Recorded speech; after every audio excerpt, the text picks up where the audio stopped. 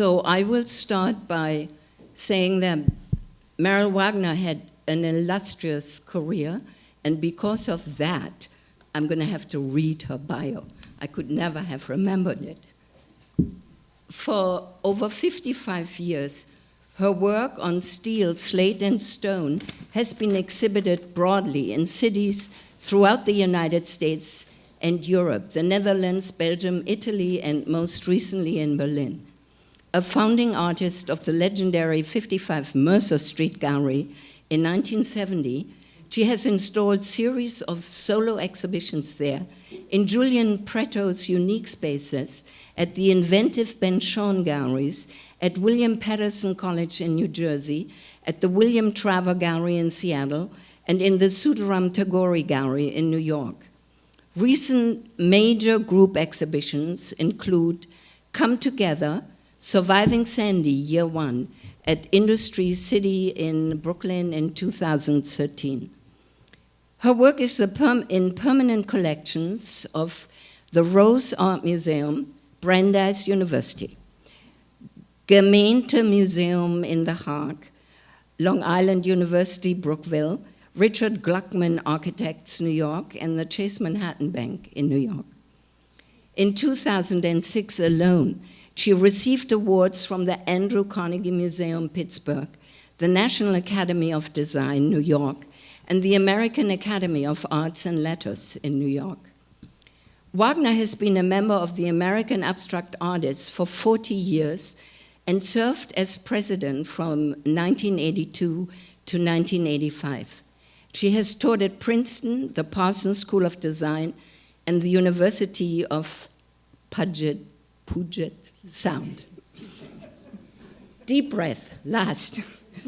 Her extensive bibliography includes essays and reviews by Jack Anderson, Tiffany Bell, Michael Branson, Grace Glurk, Marsha Hafif, Eleanor Hartney, Ken Johnson, Deborah Jowett, Ben LaRocco, Kay Larson, Carrie Lovelace, Edith Newall, Nancy Princenthal, Vivian Raynor, John Russell, Barry Swabsky, David Shurry, John Yao, Roberta Smith, Bob Sturr, Rosalind Sulkas, and Lilly Wei.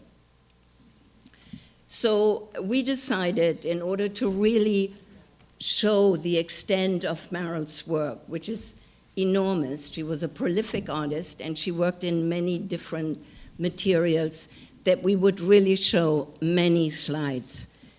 So bear with us, because it'll start and we will have a conversation instead of giving talks. This is the first one on early paintings. Meryl, when did you study at the Art Student League? It was, I had it. 1957. 1957, so the paintings will, this is the work that was happening then. Oh, okay. And it's beginning to be her wonderful yellow. And now comes the big jump.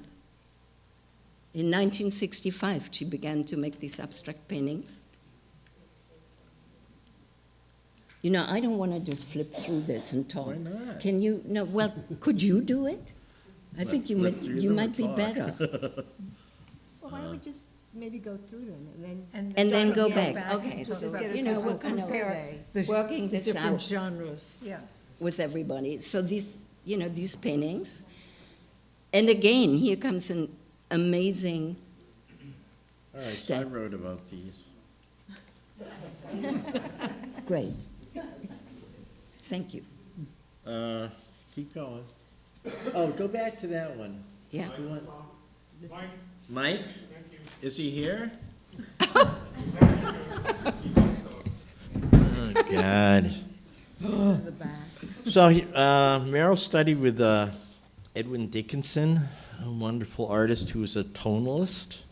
And the thing that struck me about this drawing is, beyond the fact that it's, or along with the fact that it's a geometric drawing, is it required her to keep an even hand all the way across in making those bars, which requires a certain kind of awareness of touch, literally, and yet it's at the same time quite constrained. And I thought that that was quite interesting. And I also thought that her relationship, or what she got out of Dickinson, quite a wonderful painter who, among other things, worked in radically different ways, was a sense or an awareness of the landscape, but also tonality. So that's all I have to say for the moment. Well, I've always thought that what Meryl got from Dickinson in one way or another and kept from, I think, in her entire career is a sense of landscape. And I remember Meryl telling me at one point quite a while ago that her whole career has really been spent in pursuit of landscape, but that, I mean, of course we can interpret it variously, but that, now let's see, because I can't remember anything, but she said that it was something that she had pursued for all of her career, all of her life, her career, and that now she realized she actually couldn't grasp it. I mean, because landscape it's such an immense thing. But if you look at all of her work, I mean, her interests have, I think, always been materials, process, time, and how that is imaged somehow in landscape. So. Yeah, that's good. No, thank you, Jim. Well, I think we should point out that, for example, this painting is entirely made on masking tape. You know, for the students here who aren't familiar with her work, these are incredibly wonderful, and they'll be in the exhibition. Can I go on? What Yeah. strikes me about Okay, these, yeah. I'm sorry, Great. and even later, is how much the medium speaks directly to us. You're very aware of the medium more than even, not always of the artist communicating with you, but the medium itself, so the tape. Right, and it's there not was arty the- materials. It's not arty materials, No, and it's yeah. just, it's really a strange sensation, I think. That's why. This work also is in the gallery downstairs after the show opens.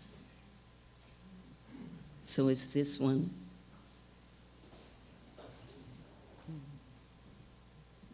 Again, this is a complete masking tape painting. I know, who knew it came in that many colors? Raise your hand. Only Meryl, I would think. Meryl, is it all masking tape? Yeah, it says so. Gotta be masking tape. It's not on tape? It is masking tape, right? God, I only think of masking tape as that stuff they won't accept at the post office. You're right. I said masking tape is that stuff they won't accept at the post office. Because it's the stuff they won't accept at the post office. I'm a writer, I still use the mail. Again. There's another pencil and paper.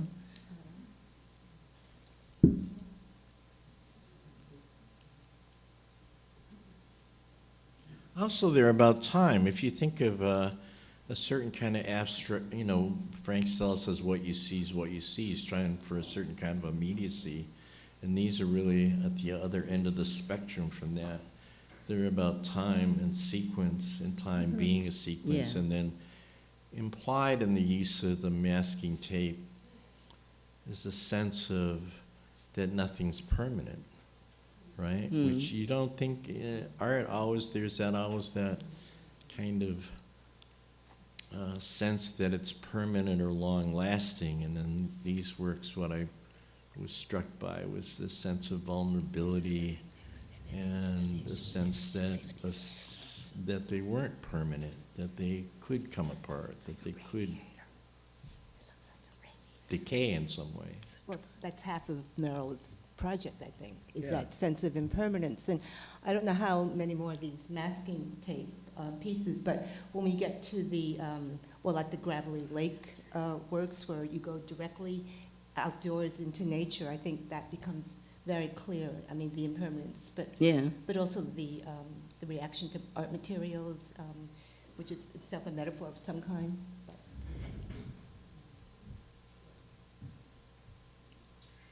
As you can see, this is an installation Meryl did with these beautiful pieces in 1976.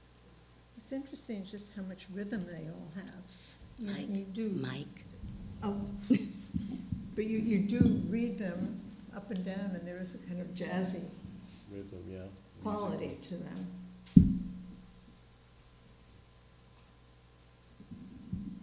And this is almost as if she said, well, after all this masking tape, I'm going to do the real thing and put oil on linen.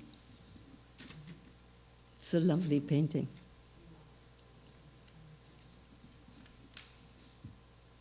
That's spectacular. Yeah, and then I think she started working on plexiglass. So this is sort of coming up. Again, this is a piece that will be in the gallery, in the exhibition.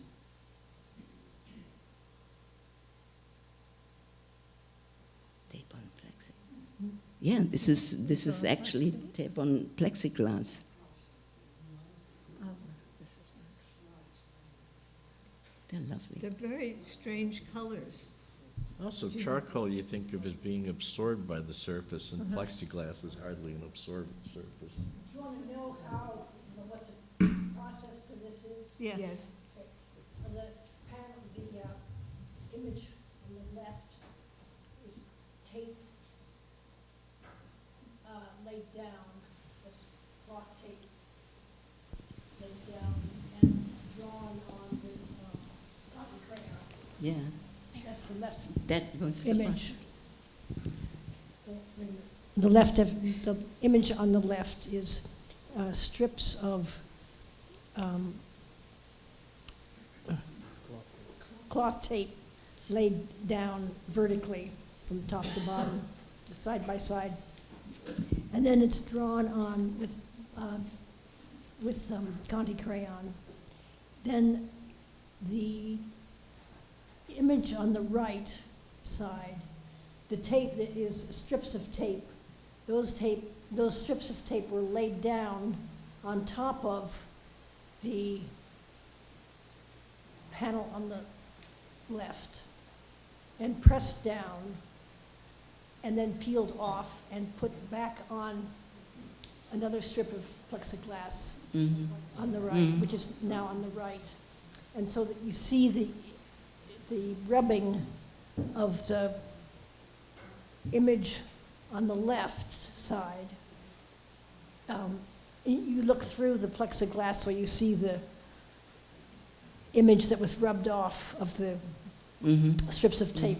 Do you understand? That? Yeah. Yeah, okay. That's what that is. And that's the same process. Yeah. There's tape put on the right side, the dark strips of tape, and then it's drawn on with oil paint, and then more strips of tape were laid down going the other direction so that you could pull it off easily without the lower layer coming off. And then that tape was applied to the left side. So but you look through so that you see the underside. Is this clear? Or is it too confusing? I'm very confused now. Anyway, that's what that is. No, it's good to explain it.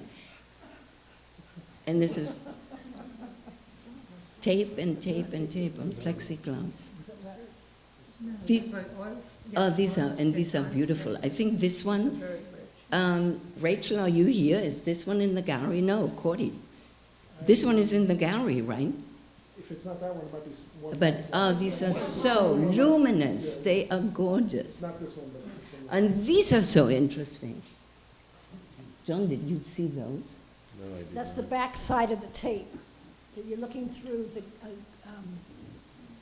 it's on a sheet of plexiglass, so you're looking through the underside of the tape that's been So we're looking, placed down and peeled off of an image that was drawn. There's a whole series of them, 3 of them. And they're all on plexi. So who can talk about the sleep, please? We'll talk, don't worry. Oh, wait, I went a little faster. That's gorgeous. That's a stone piece, isn't it? It's slate, Slate. you know, stone slate. It's not a very good image. Meryl. Anyway, I think I read it somewhere, or maybe Cordy said so, that at some point Meryl found an enormous amount of slate. Cordy, is that true, Meryl? And she just worked in slate for a long time. It was a On schoolhouse, slate, wasn't it? It came out of PS1. Exactly, the schoolhouse. Yeah, PS1 was throwing out blackboards. Yeah. And the most beautiful work came out of it. So these are all oil on slate. And that's a 25-foot installation. So it's an oil and house. Yeah, I don't know where it was. And again, one of the ones, like the first one.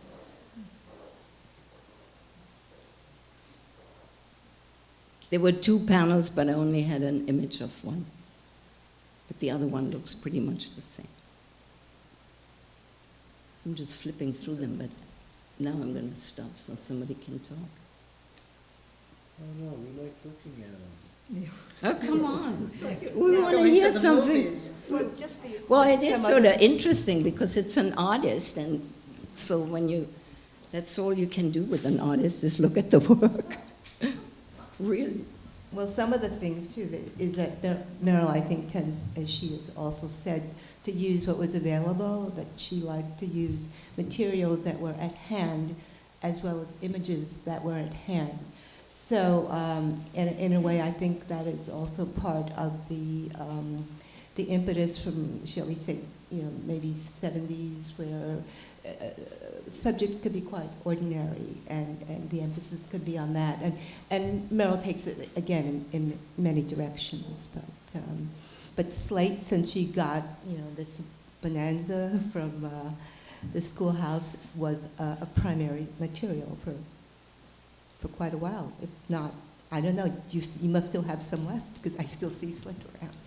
But I think the aesthetic here is interesting, is that if you think of the kind of high-end finish of a certain kind of minimalism, this exists as a kind of the opposite of that, in the sense that it's not a high-end finish, and I think in a way implies a kind of criticism of a certain kind of painting that equates finish with capitalism. But would you consider Meryl a minimalist at all? No, but it's a critique of it. Mm-hmm. You're building on Yeah, she's building on it. She's building It's and different, everything but is also about building, undermining it yeah. in the same way, at the same time. So just a few more slates. This is beautiful. It's just a knockout. I like the brokenness of these pieces. Like this? Yeah, Yeah, I do too. we're all broken, aren't we? Yeah. Oh, We're all marked and broken, especially after November 8th. don't let them know that they love the idea that What, a we're day all that will broken. go down in infamy.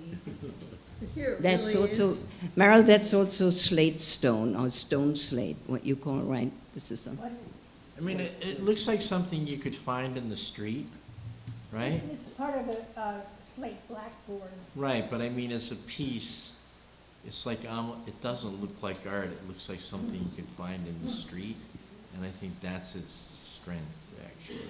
yeah. I think here you're combining painting and Right. and sculpture and the lyrical and the hard edge. Yeah, but then again, it's also that, I guess, the intervention between the hand, a mark, a hand, and nature or whatever is found. And I think, again, that's a consistent strategy on the part of Meryl.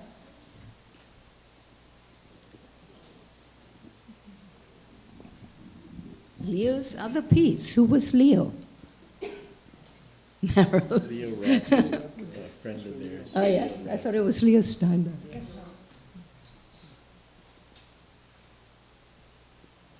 Yeah, this is another one of those put together pieces. And this one is beautiful. These lean against the wall, right? So they also have a kind of sense of the temporary. It's a very small piece. But you have a very large piece like this, right? I don't know, 41 inches doesn't seem Leans on the small to floor. me. I've lived in apartments smaller than that. What, you thought it was smaller? What? And this is like one of the outdoor installations you did, Meryl did, and this tremendous use of the ultramarine paint that Meryl used over and over again. And a line draw. You see the line, just this quiet little line going. Has anyone ever connected these to Joseph Beuys and the artist that, and Beuys's friend who collected stuff, like Amy Knoebel, and piled it up in a room? No? I don't know. They should.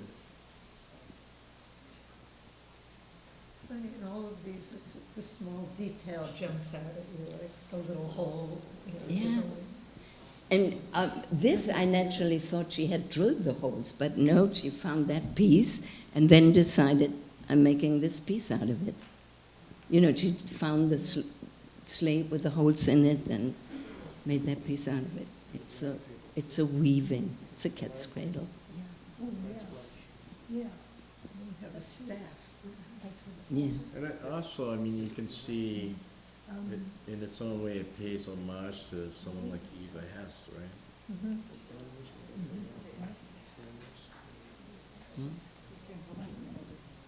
And the outer bridge crossing and Could you use the microphones, please? So Okay, all right. all of you. that's All right. true. Well, I said about the cat's cradle that it was kind of an homage to, or it could be seen as an homage to Eva Hess, as well as a kind of evocation of childhood. now, Lily, these are the fences. Oh, the fences. I'd love you to talk about them. So I'll do one and then stop for a minute so you can really say what it was. No, sorry, we already saw it. That was at the clock tower, but doesn't belong here. Should I start with this? It's the PS1. Well, I guess I have to start with this. I don't know how to do this PowerPoint better. Step to the point. Right. Oh, Yeah, can you- I wanted to see the outdoors. Oh, yeah, they're coming. I mean. Yeah, they're coming up. Outside of that. Anyway, that was sort of the beginning of PS1 when everybody sort of got to do their own thing there. Somebody did fabulous things, others did other things, but this was one of Meryl's, wonderful ideas to just paint that landing. And the place really was crummy. I mean, for everybody here who's older and been there at the beginning, it was really crummy, and it was a pleasure to take it in hand and start working on anything and improve it. So she did two, one the green landing and the burgundy. Okay, here we go. But this looks like it's at your place, right? Yes. And this is probably the first of this kind of intervention, or just putting it outside in nature. And then, I was thinking of the 1981 project that you did in your summer studio in Tacoma, which, so Meryl painted a sequence of, a sequence in 3 different colors, red, yellow, and blue, over a period of time, and she used the same colors but different brands, different media, yeah. and then she, as I said, put it outside.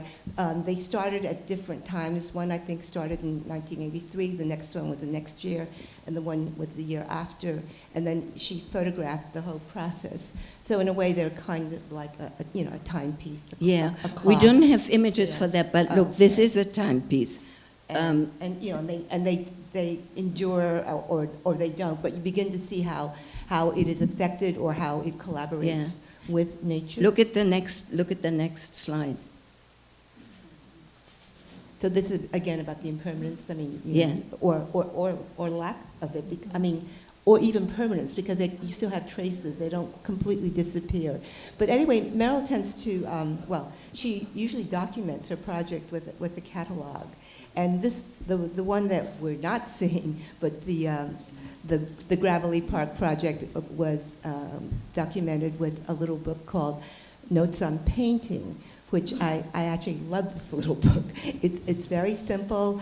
It has pictures, as I said. It shows all these, it shows the time sequences and what happens to the work as time progresses.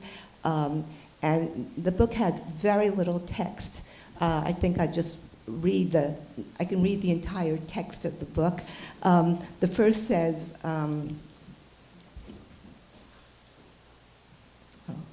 This book is for painters who might question the stability of conventional artists' materials. And then the other, and it ends with, and in the 3 preceding color projects, rectangles of different artists' materials were applied to an untreated cedar fence. They were photographed at intervals between August 1983 and June 1990. These notes on paint are the record of that passage of time. So Meryl is nothing if not succinct, but also I think very encompassing. And I think I remembered Meryl giving a talk here at the New York Studio School, maybe around that time, I don't remember, but she was showing slides, and she just was sort of like this, but she was just, there was a slide, she maybe described a process very briefly, and then it was the next slide and the next slide. And I think the premise was that if you just looked at something and you looked at it attentively and for a period of time, you will learn everything you probably need to know about that. And then I'm done for this section. No, just but, keep but then that reminded me of Ed Reinhardt, supposedly the way he taught a course in Buddhism. He would just show slide after slide of Buddhists. And again, being a Buddhist sculptures. And again, I think the same idea prevailed, which was that if you just look at something, you will get it. So. You will see it, yeah. So, Lily, just sort of say, can you say, sort of mention things? I mean, we have quite a lot. This is fabulous, Meryl. Oh, that you have it. That's it. Yeah, and then the fence runs down into the lake. Right, so the water. Oh, really? So, I mean, it's like really about its own demise, in a way.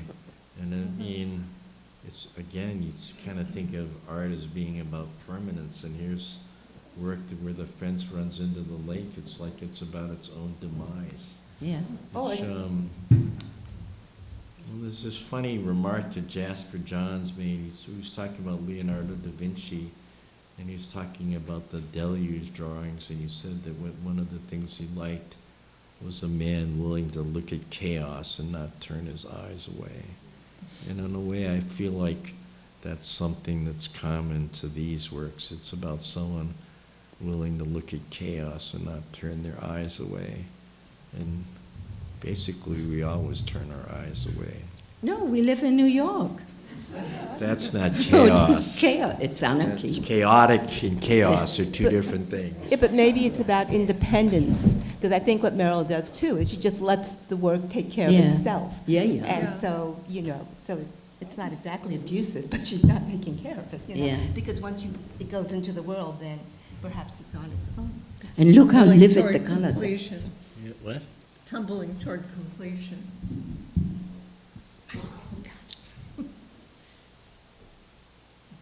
Is that the same fence, John? Yep, it's the same So fence. you said the yellow is just, A little bit of yellow left. Sun going down. gravelly. Tacoma, like- Washington, Yeah, Tacoma. land of the UFOs. How much later is this? Up. Wait, get it back. 86. Okay. Okay. It stretches out to 1990, I believe. It's 5 years. I mean, that's an interesting More sequence than that, if more you than think that. about it, Yeah. or longer. It's much longer.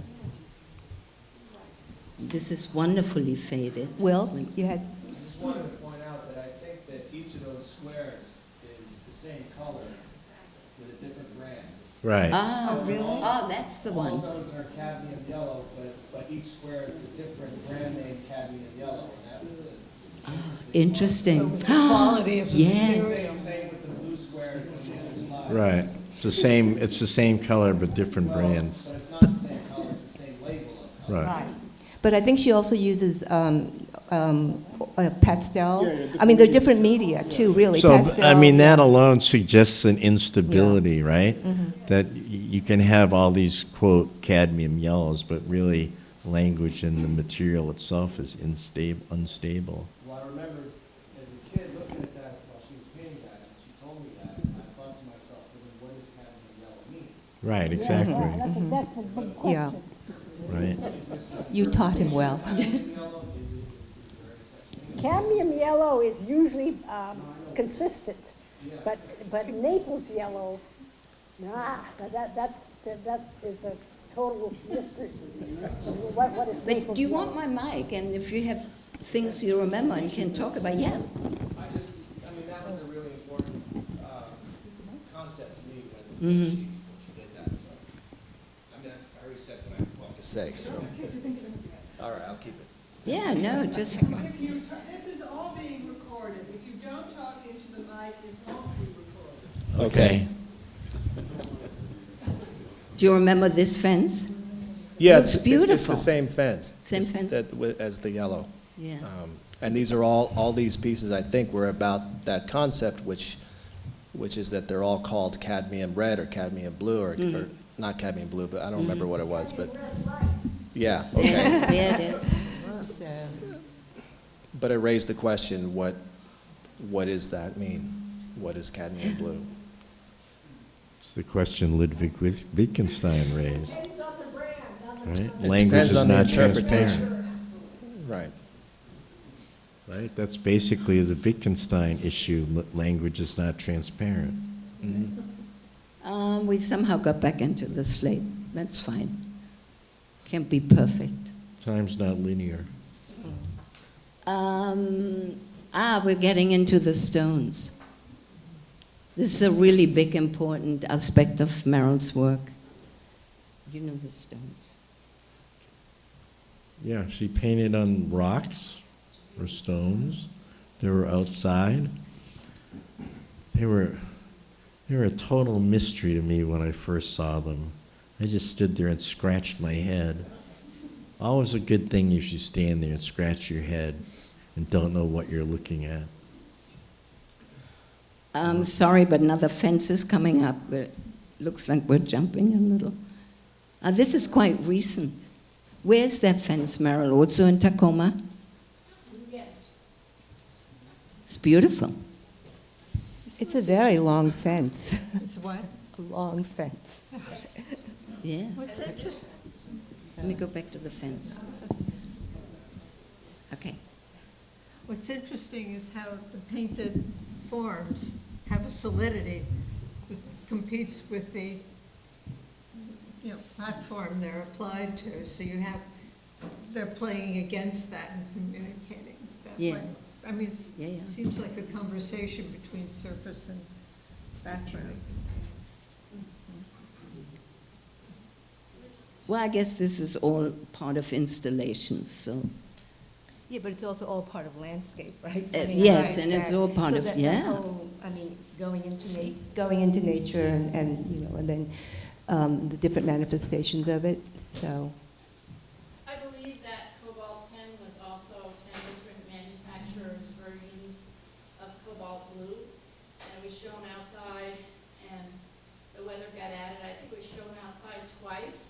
And so they really started to change, and then we showed it in our gallery, I think it was 1990 or 91. So it had already changed, but we showed it inside, Oh, and it was great. It was a beautiful piece. It took up about 27 feet of wall space in Philadelphia, where we've been working with Meryl, by the way, for over 25 years. And, Put that in. yeah, you might as well be proud of it. and was this a piece that was at John Gibson, too? The same or not? I mean, because that was very similar, if it wasn't the same piece. Oh, how about this, of which I know nothing, but it's so wonderful. I love this idea of painting up that art museum.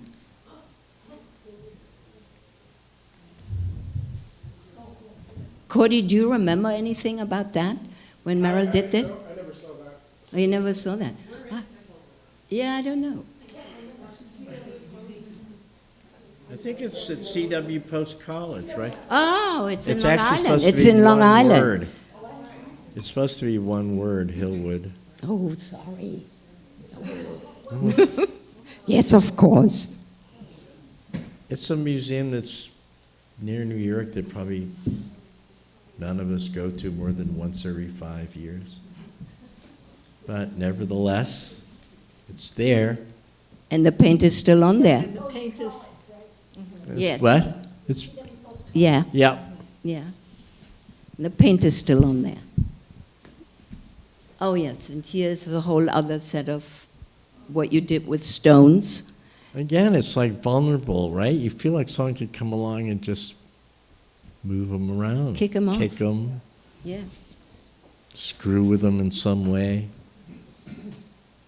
This is part of this line in the Islip Art Museum. I don't know which part it, no, maybe obviously two different. The shadows, she painted the shadows in the rocks. Oh, great. Look It's at it. strange also to make shadows permanent, right? And take the thing that casts them away. Yeah. Such a nutty thing to do. Yeah. I'm not saying anything more than that, Cordy. Just that. I guess, Nutty. Nutty. N-U-T-T-Y. I guess now come the stones, so maybe that's her. that's slate stone. Dustin, isn't it? Oh, yeah. Yeah. And the slate is all slate stone. I guess on one side it's slate, and on the other one it's plain old stone. Right, Meryl? Is that slate blackboard? Yes, Oh. fragments. Uh-huh. Pieces of slate blackboard, broken. But this is actual stone, you told me. Yeah. That's not blackboard, that's not blackboard, that's still, This is stone. it's marble. See, once again, you, in those, you have sculpture on sculpture, Yeah. which the paint seems, it's really interesting.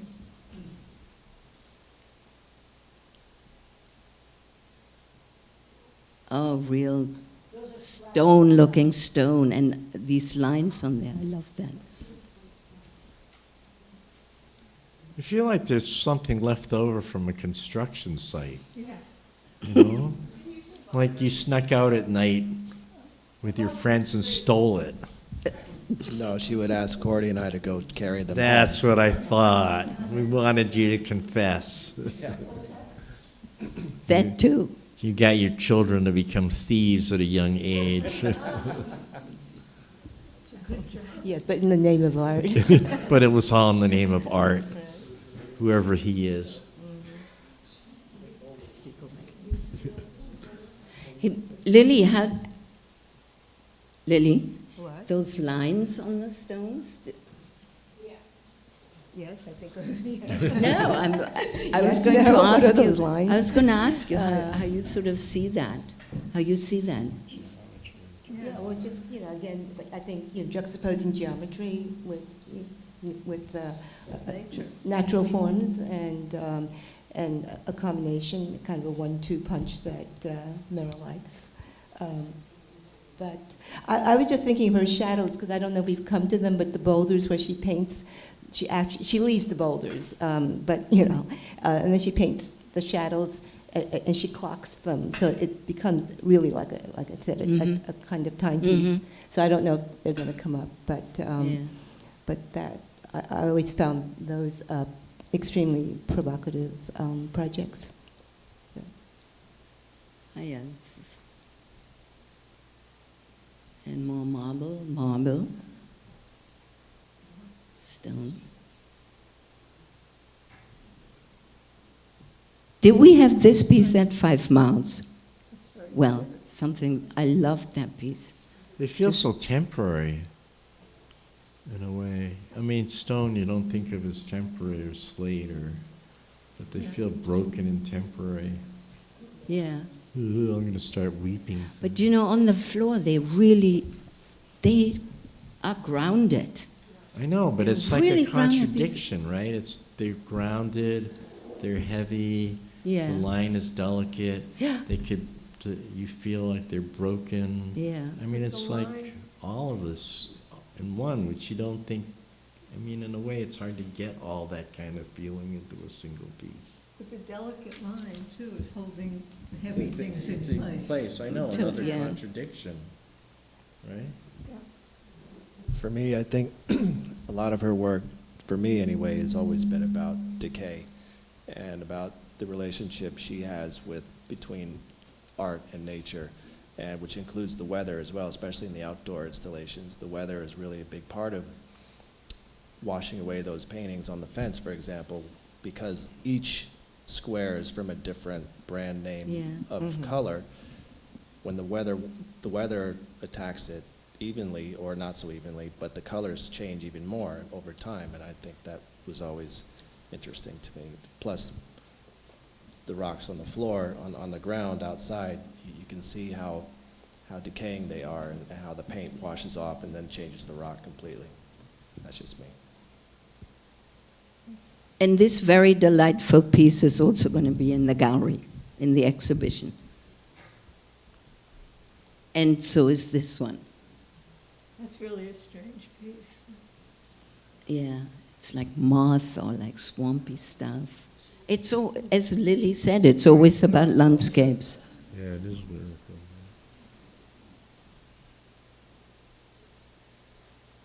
That's not a pollinator. How did that happen? Well, I don't know. Yeah, we're back on track.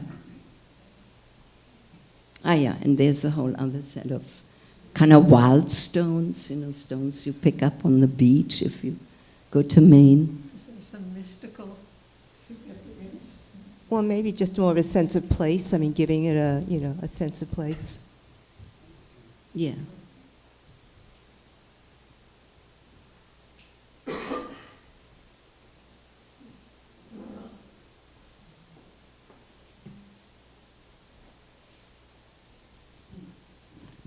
Okay, so this is a rather ongoing PowerPoint of steel paintings. I think somebody should explain a little bit about Meryl starting to work on steel. I'm looking at the Everybody's family. looking at me. I'm looking at the family. Well, Come I on. only know Oh, yeah. they're pieces of steel that are held to the wall by a magnet. I know because I had to put one up. And there's industrial paint is applied to it. The ones that I know are either black or Rust-Oleum. And they evoke the landscape, because most of the ones that I know, the black or the Rust-Oleum makes a horizon line. And then what's not painted somehow changes in the light. The black sort of absorbs light and is kind of velvety sometimes to kind of surface. Yeah, I'll back you up here with images. Yeah, and I think Meryl also takes advantage of any imperfection or blemish in the steel, that she she incorporates that into the piece, And again, when I said that Meryl often says that she uses what's at hand, I think she's been quoted as saying that the imagery of the steel pieces comes perhaps from those long, cross-country train rides she used to take, and they were actually visions of the landscape as she saw outside the window of the train as it went back and forth.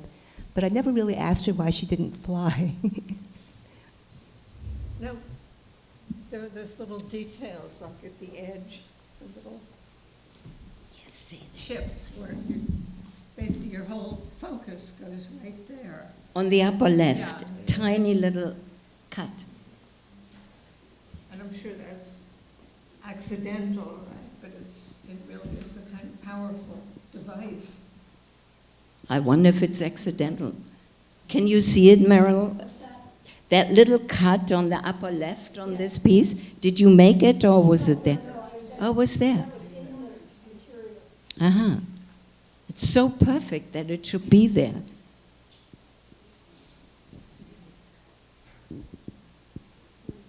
Yeah, and these are these beautiful steel paintings. There's a very large one in the gallery downstairs. In the Wave series.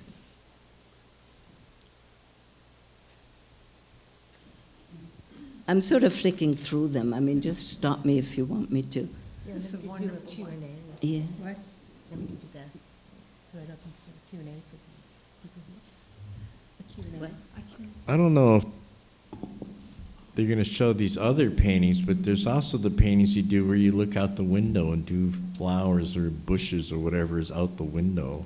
I mean, it's like, the other thing I really like about your work is it all adds up and it doesn't add up, right? Which I think is, It's kind again, of a a good nice, thing. Yeah, it's a good thing to say. it's the contradiction of living.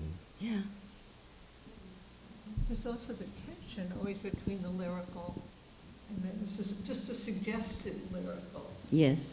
Yeah. and the Like this. Look at this. It's like such a perfect landscape painting. This is one of my favorites. This one? Yeah, I like this sort of the strange colors where each one you don't expect the relationship, and that's where you sense two things going on the Yeah. surface and Yeah. how.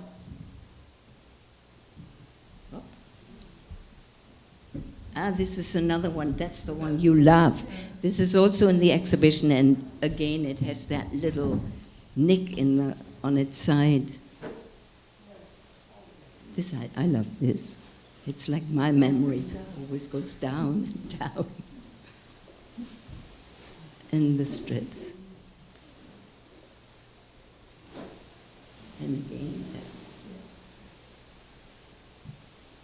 So this is like the one downstairs, but it's but it was tilted, but it's not the same one. yeah. Ha, laughter. What a good title, Meryl. And then that. Let's go back to the tape drawings in a way, right? Yeah, nothing is, look. Yeah. Nothing gets thrown away. No. The ecologically conscious artist. I think, okay, so here, this is, That's what I'm talking. I mean, yeah, this interests I me a remember when I lot. first saw these, I was again like scratching my head in your studio, like, huh? No, It's but like it's flowers, such a great, and I thought, and after a while, I thought, oh, it's so nice that nothing adds up in Meryl's studio. Probably other people ran screaming into the street and were flattened, but the heck with them. I thought it was actually the sign of a really independent artist who has developed a vocabulary. Everybody sees her abstract work, and suddenly she knows this is what she needs to do and does. And I thought always that was kind of a great thing for an artist to have the nerve to do that after they have established, a lot of career and a lot of vocabulary. Look at them. Anybody who knows this plant, this It's is, very whimsical. You know, given all the work you've seen, there's a kind of the other side you have to bring in is that there's a kind of whimsical aspect, even in the having all those blues and letting it decay in the fence. On another side, you can say that's a very whimsical thing to do. We showed 2 of her big steel flowers at my gallery, 5 miles. There was such a pleasure coming in the morning and having these really industrial steel flowers in the most tender way, kind of looking at us and being there. I was really into it, I must say. These, the pollinators, they're great, yeah. And they're small, see how small they are.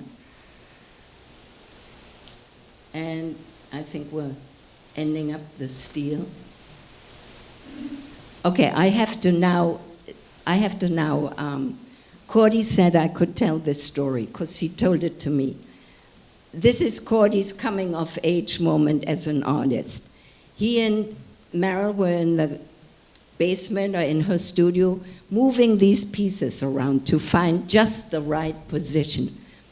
And then Meryl said to Cordy, "How do you feel about that crack there on the left?" And Cordy looked and said, yeah, that's worth thinking about. And he said, "Yeah, I like it." And Meryl said, "You're right, yeah, it's better." And then Cordy said that was such an important moment in his life to realize that artists actually think about these things and make decisions and don't just shovel things around and say, "Now stop." So I like that story. Sorry, Cordy. So that's where we are. And I think anybody can ask Meryl or anybody here anything you want. We should turn the lights on.